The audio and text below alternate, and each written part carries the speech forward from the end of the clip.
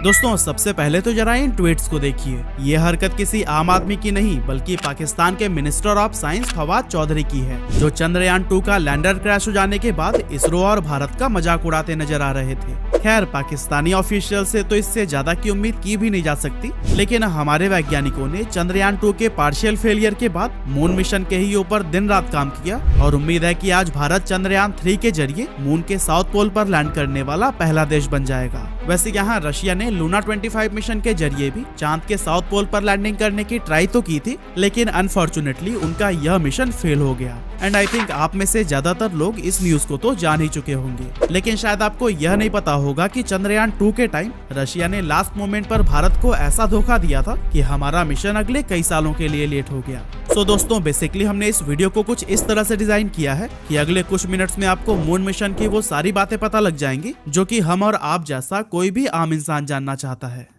तो दोस्तों चांद पर जाने का सफर शुरू होता है 12 सितंबर 1959 से, जब सोवियत यूनियन की लूना 2 स्पेसक्राफ्ट ने मून की सरफेस पर लैंडिंग की थी। ये पहली बार था जब किसी देश ने पृथ्वी के अलावा स्पेस के किसी भी ऑब्जेक्ट पर दस्तक दी थी। और जाहिर सी बात है क्योंकि ये काम सोवियत यूनियन ने किया था तो इसीलिए उनका सबसे बड़ा दुश्मन अमेरिका भी इस स्पेस रेस में कूद जाता है। और फिर साल 1964 में अमेरिका भी अपनी रेंजर 7 स्पेसक्राफ्ट से ऐसा करने में कामयाब हो जाता है। लेकिन दोस्तों इस मिशन के सफल हो जाने के बाद से अमेरिका के सपने कहीं आगे तक पहुंच चुके थे।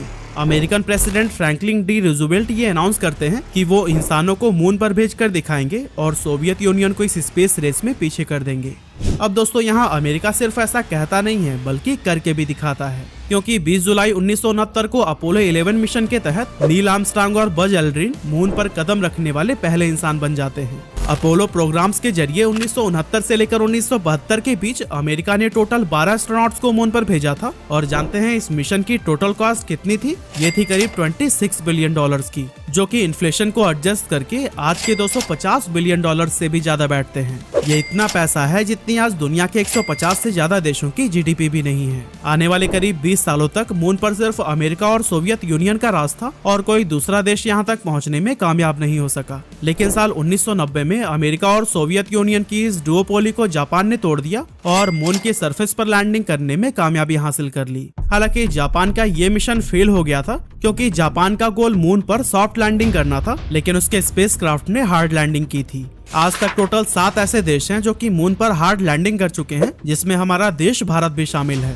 लेकिन सिर्फ 3 देश रशिया, अमेरिका और चाइना ही सॉफ्ट लैंडिंग करने में कामयाब हुए हैं। चंद्रयान 3 की मदद से भारत मून पर सॉफ्ट लैंडिंग करने वाला चौथा देश बनने वाला है और उम्मीद है कि हम स्पेस के इस इलाइट क्लब में शामिल हो जाएंगे। लेकिन अब सवाल उठता है कि आखिर हमारा देश भारत मून पर पहुंचना क्यों चाहता है और चंद्रयान मिशन के पीछे का असल मकसद क्या है? अब दोस्तों पॉपुलर ओपिनियन तो ये है कि चंद्रयान मिशन के जरिए इसरो दुनिया को अपनी कैपेबिलिटीज दिखाना चाहता है और ये महज हमारी टेक्नोलॉजिकल ग्रोथ का डेमोन्स्ट्रेशन है। लेकिन जैसा कि हम सभी जानते हैं कि भारत और इसरो कभी भी सिर्फ शो ऑफ करने के लिए कुछ नहीं करते।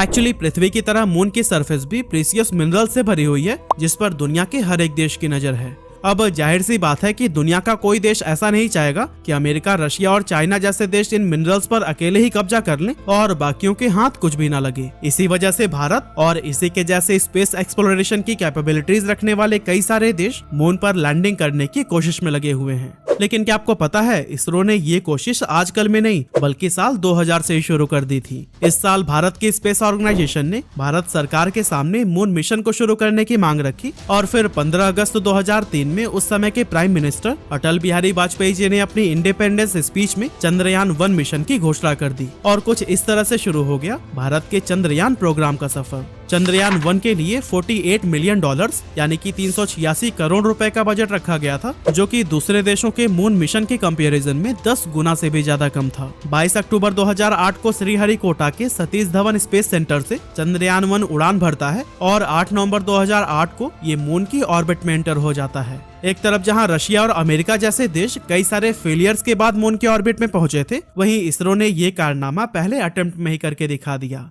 करीब 10 महीने तक चले चंद्रयान-1 मिशन ने मून पर मौजूद बहुत सारे मिनरल्स की मैपिंग की थी और इसके केमिकल कंपोजिशन से भी जुड़ा हुआ बहुत सारा डेटा कलेक्ट किया था। लेकिन चंद्रयान-1 की सबसे बड़ी अचीवमेंट साबित हुई मून के पोलर रीजन में आइस की खोज करना और मून की मिट्टी में वाटर मॉलिक्यूल्स का पता लगाना। चंद्रयान-1 के इन खुलासों से पूरी दुनिया हैरान रह गई थी और नासा ने तो इसे वेरीफाई करने के लिए मून मिशंस भी भेजे थे। साल 2009 में नासा ने मून पर अपना लूनर रिकॉग्निसेंस ऑर्बिटर भेजा था, जिसकी कीमत $500 मिलियन से भी ज्यादा की थी और इसका मेन मकसद इसरो जो क्लेम कर रहा था उसकी जांच करना माना जाता है। मतलब कि यहाँ चंद्रयान सिर्फ $48 मिलियन में ही मिशन कंप्लीट कर गया, लेकिन वहीं अमेरिका की नासा ने सिर्फ इसके खोज की पुष्टि करने के लिए जिस मिशन को भेजा उसका कॉस्ट $500 मिलियन से भी ज्यादा आया। और दोस्तों इतना बड़ा डिफरेंस आप खुद देख सकते हैं। अमेरिका हैरान था कि जिन वाटर मॉलिक्यूल्स की खोज वो मून पर 12 एस्ट्रोनॉट्स को भेजकर भी नहीं कर पाए, आखिर वो इसरो के एक ऑर्बिटर ने मून की सरफेस से कई 100 किलोमीटर ऊपर उड़ते हुए ही कैसे कर लिया।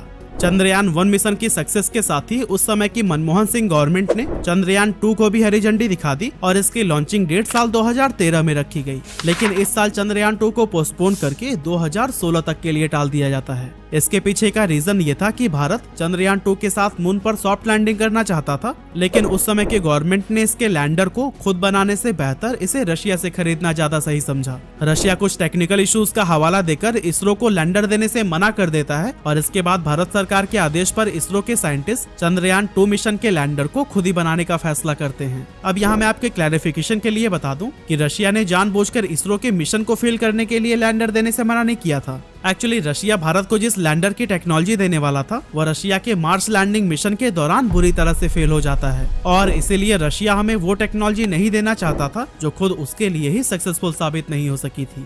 खैर, इसरो अपना खुद का लैंडर डेवलप करती है और 22 जुलाई 2019 को चंद्रयान-2 लॉन्च किया जाता है। करीब 1 महीने के सफर के बाद 20 अगस्त 2019 को ये मून की ऑर्बिट में पहुंचता है और इसरो अपने पहले गोल में कामयाब हो जाता है। हालांकि दोस्तों 6 सितंबर 2019 को जब हमारा लैंडर मून पर सॉफ्ट लैंडिंग करने की ट्राई करता है तो वो क्रैश हो जाता है और मून को ऑर्बिट करता चंद्रयान-2 का ऑर्बिटर इससे कनेक्शन खो देता है। इसरो की सक्सेस की प्रार्थना कर रहे करोड़ों देशवासियों के लिए ये हार्ट ब्रेक मोमेंट साबित होता है और उस समय के इसरो चीफ के सिवन सर की आंखों में भी आंसू भर जाते हैं। चंद्रयान-2 के पार्शियल फेलियर के बाद प्राइम मिनिस्टर मोदी के द्वारा के सिवन सर को गले लगाकर दिलासा देने की ये तस्वीरें इसरो और हर भारतवासी को एक नेशनल गोल की तरफ अग्रसर करती है, जिसका गवाह चंद्रयान-3 बनता है।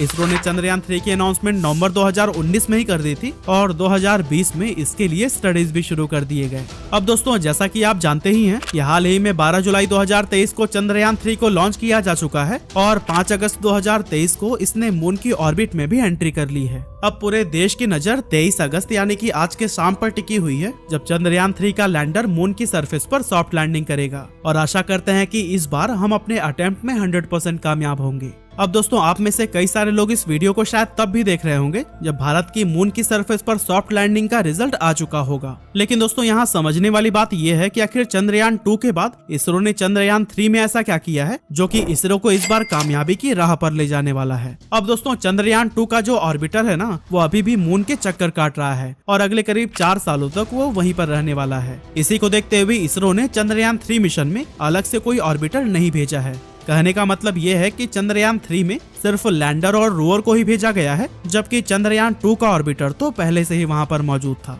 पिछली बार सॉफ्ट लैंडिंग के फेलियर को ध्यान में रखते हुए इसरो ने अपने लैंडर के लेग्स और थ्रस्टर्स को पहले से ज्यादा पावरफुल बनाया है, जिससे कि ये एक्स्ट्रा प्रेशर सह सके। साथ ही इस बार इसकी लैंडिंग वेलोसिटी को 2 मीटर पर सेकंड से बढ़ाकर 3 मीटर पर सेकंड कर दिया गया है और सॉफ्ट लैंडिंग के प्रॉपर मॉनिटरिंग के लिए लैंडर में एक एडिशनल कैमरा भी लगाया गया है। चंद्रयान-3 का लैंडर मून के साउथ पोलर रीजन में लैंड करने वाला है, जिसे कि इंसानों के द्वारा बहुत कम एक्सप्लोर किया गया है। आपको बता दूं कि ये वो रीजन है जहां मून की सरफेस पर ढेर सारे क्रेटर्स हैं और यहां तक सनलाइट भी बहुत कम पहुंचती है। यहाँ कई सारे प्रीशियस मिनरल्स, हाइड्रोजन और वाटर आइस होने की संभावना जताई जाती है, जो कि हमें अर्ली सोलर सिस्टम के बारे में काफी कुछ इन्फॉर्मेशन दे सकता है। अब यूं तो इसरो और नासा समेत कई देशों की स्पेस एजेंसीज अपने ऑर्बिटर की मदद से साउथ पोल को एक्सप्लोर कर चुकी है, लेकिन जब बात यहाँ लैंड करने की आती है तो आज तक कोई भी देश इस मिशन में कामयाब नहीं हुआ है। इसरो के चंद्रयान-2 ने भी इसी जगह पर ही लैंडिंग करने की ट्राई की थी, पर अनफॉर्चुनेटली वो उस समय नाकामयाब हो गए थे। और हाँ, आपको जानकर हैरानी होगी कि इसरो के तीनों मून मिशन का टोटल कॉस्ट $170 मिलियन रहा है, जो कि साल 2009 में आई हॉलीवुड मूवी अवतार के $237 मिलियन के बजट से भी काफी कम है। साल 2013 में जब इसरो ने अपना मंगलयान 1 मिशन भेजा था तो उसका भी टोटल बजट था सिर्फ $74 मिलियन। लेकिन इसके बावजूद इसरो दुनिया की एकमात्र ऐसी स्पेस एजेंसी बन गई थी जिसने पहले अटेम्प्ट में ही मार्स की ऑर्बिट में एंटर कर लिया था। तो दोस्तों, अब सवाल उठता है कि आखिर इसरो ऐसा क्या कर रहा है जिससे कि ये एक के बाद एक अफोर्डेबल स्पेस मिशन को सक्सेस तक पहुंचा पा रहा है। तो दोस्तों, इसके पीछे का मेजर रीजन है कि इसरो अपने प्रोजेक्ट के ज्यादातर कंपोनेंट्स खुद ही बनाता है और दूसरे देशों पर कम से कम निर्भर रहता है। इससे फॉरेन कंपोनेंट पर लगने वाला हाई इंपोर्ट कॉस्ट कम हो जाता है और अल्टीमेटली इसरो का मिशन अफोर्डेबल बन पाता है। अगर हम अमेरिका की बात करें तो यहाँ की स्पेस एजेंसी नासा पिछले कई सालों से अपने स्पेस मिशन के लिए रशियन रॉकेट्स पर निर्भर रहती है, जिसके लिए उन्हें मिलियंस ऑफ डॉलर्स की एक्स्ट्रा कॉस्ट चुकानी पड़ती है। वहीं दूसरी ओर इसरो ने हमेशा से ही अपने खुद के रॉकेट्स बनाने पर फोकस किया है और आज हम अपनी ही नहीं बल्कि दूसरे देशों की सैटेलाइट्स को भी स्पेस में भेज रहे हैं। दोस्तों, पृथ्वी और मून के बीच की डिस्टेंस सिर्फ 3,84,400 किलोमीटर है, जो कि यूनिवर्स की स्केल पर बहुत ही कम कही जा सकती है। आमतौर पर कोई भी स्पेसक्राफ्ट इस डिस्टेंस को 2 से 3 दिन में कवर कर लेता है और न्यू हॉरिजन मिशन के दौरान तो नासा ने ऐसा सिर्फ 8 घंटे और 35 मिनट में ही करके दिखाया था। पर अगर आप नोटिस करेंगे तो इसरो का चंद्रयान 3 इसके लिए करीब 40 दिनों का समय ले रहा है, जिसके पीछे एक बहुत बड़ा रीजन छिपा हुआ है। एक्चुअली जब भी कोई स्पेसक्राफ्ट पृथ्वी को ऑर्बिट करने के बाद मून की ओर इस स्लोअर ट्रेजेक्ट्री से बढ़ता है तो उसे मिशन के दौरान कम फ्यूल खर्च करना पड़ता है और उसकी सेफ्टी की गारंटी भी ज्यादा होती है। अगर आप साल 2020 में नासा के मार्स मिशन पर नजर डालेंगे तो ये उस समय भेजा गया था जब चाइना और यूएई भी अपने मार्स मिशन को भेजने वाले थे। कहने का मतलब ये है कि उस समय मार्स पर जाने वाले स्पेसक्राफ्ट का काफी रश देखने को मिल रहा था, लेकिन इसरो हमेशा उस समय अपने मिशन लॉन्च करती है जब कोई दूसरा देश अपने स्पेस मिशन को प्लान न कर रहा हो। इससे दूसरे देशों के साथ कोऑर्डिनेशन बढ़ाने की कॉस्ट बच जाती है और लॉन्च भी काफी सस्ते में हो जाता है। और दोस्तों, इन्हीं सभी रीजंस की वजह से ही इसरो अफोर्डेबल स्पेस मिशन को लॉन्च कर पाता है और चंद्रयान प्रोग्राम इसका बेस्ट एग्जाम्पल है। हालांकि दोस्तों, इसरो के इरादे सिर्फ चंद्रयान पर रुकने के नहीं हैं, क्योंकि आने वाले सालों में इसरो ने कई सारे ऐसे मिशंस प्लान कर रखे हैं जो कि स्पेस एक्सप्लोरेशन को नेक्स्ट लेवल पर ले आने वाले हैं। साल 2024 में मंगलयान 1 के बाद अब मंगलयान 2 मार्च की ओर रवाना होने वाला है, तो वहीं 2025 में गगनयान मिशन के जरिए इसरो भारतीय एस्ट्रोनॉट्स को स्पेस में भेजने वाली है। आदित्य L1 मिशन से हम सन को, तो फिर शुक्रयान मिशन के जरिए वीनस की स्टडी करने वाले हैं, जो कि हमारे लिए बहुत ही रिवोल्यूशनरी स्टेप्स होंगे। और दोस्तों, ये सभी कदम भारत को स्पेस की सुपर पावर्स के बीच खड़ा कर देंगे। बहरहाल, आज के दिन तो हमारी नजर सिर्फ चंद्रयान 3 मिशन पर है और हम भगवान से प्रार्थना करते हैं कि हमारे वैज्ञानिकों की मेहनत रंग लाए और हमारा नाम इतिहास के पन्नों पर लिखा जाए।